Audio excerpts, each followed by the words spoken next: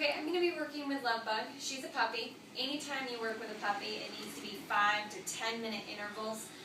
Anything longer, they just get bored and frustrated and it's no fun. If you do like a full 15 minutes, make sure you mix it up with something fun. Like I have another dog, so we've been working for a few minutes and then I let them run around and play. Working for a few minutes and run around and play. Make sure you keep mixing it up for them so they don't get bored, because puppies get bored really fast. It's also good to have a hungry dog. The best time to work with them might be in the morning when they have lots of energy, if they're usually a low-key dog. That way they're food motivated.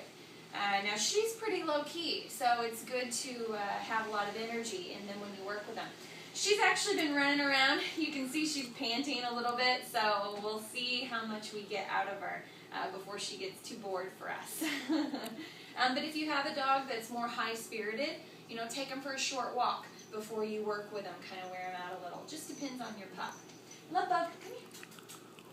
Come here. Sit. Good sit. Oh, bad habit already. The cuteness factor is what this is. So don't treat them when they do this. We're trying to add structure. Sit. Good sit. So she doesn't get the treat until her hind end is on the floor. Good girl. Sit. Good girl. Stay.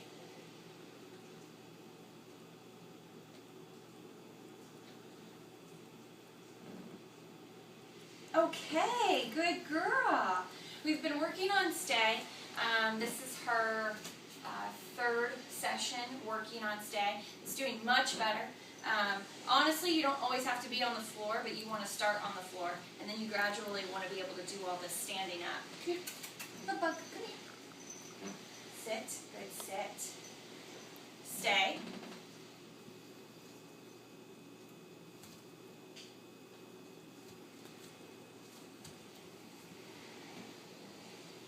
Okay, Lovebug, good girl.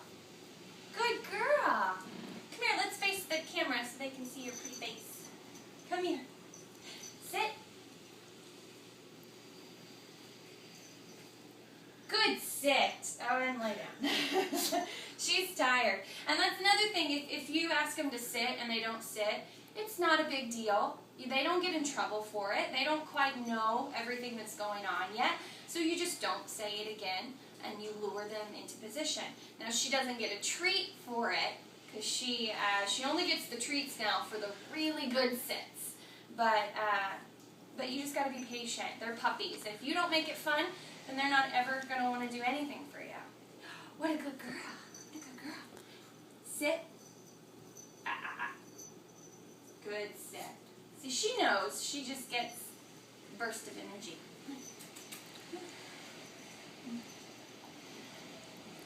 Sit. Good sit. Stay.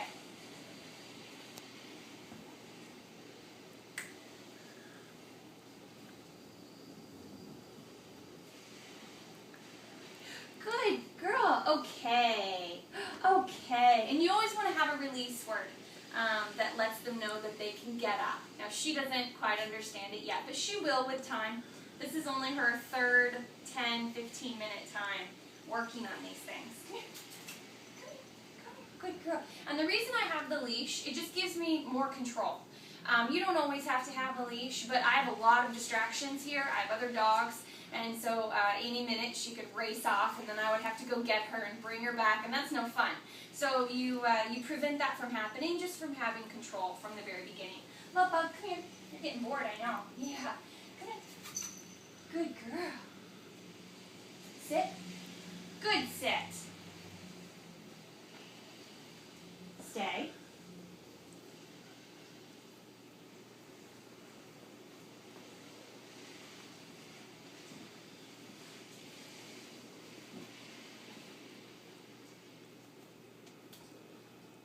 Okay, good girl. Now notice this is just the beginning. I'm just doing some little steps around her. If she was to get up, she wouldn't get in trouble. I would just reset her and try again, and probably make it a little bit easier because I want it to all be as positive as possible. My next step with her would be me actually going behind her and keeping her from getting up and twisting around to see me. That would be the next step. I wouldn't start adding come yet to a stay until your dog gets the stay really solid, because what happens is the dog starts to anticipate that they're going to come to you and they'll start breaking their stay. Or you'll just do something like scratch your nose and they'll come running to you. I've had that happen to me, even when I do it the correct way. So just little things to keep in mind. Come here, Lubba. Come here. Sit. Oh, and down. She's tired. Come here. Come on. Come on. Come on, lazy. Sit and down. You know, that's another thing too. If your dog likes to lay down, then that makes it easy for you. Every time they lay down, start applying the word down as they're laying down. They will eventually figure it out. They will. Sit. Ah. Sit. Good. Sit. Okay.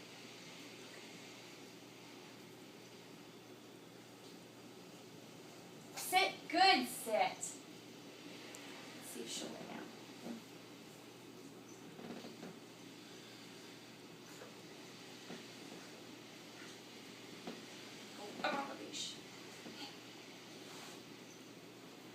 This is trying to get your dog to lay down on cue. You put the treat right between their paws, and you don't release the treat until they're laying down on the ground. See if I can help her. Good girl! I just kind of tipped her over. And then I release the treat. And you say down when they hit the ground.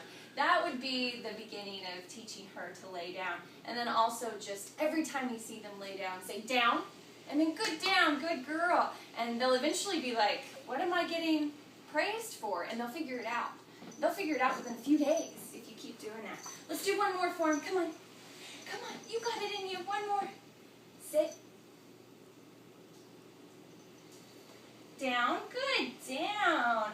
Good down. Now what I'm doing is I'm just kind of wiggling her shoulders right there. If you have a dog that resists going down, then you need to find another way. They don't react well to that, and you just need to be more patient and just keep holding the treat down there and find ways to help them understand what you want. But with her, she lays down so easily, all I got to do is just touch her. So, you know, and that can speed up your process. You just have to adjust it to every dog that you have, all right? Oh, come here, love bug, say goodbye. Say goodbye, love bug. Is this not the cutest face?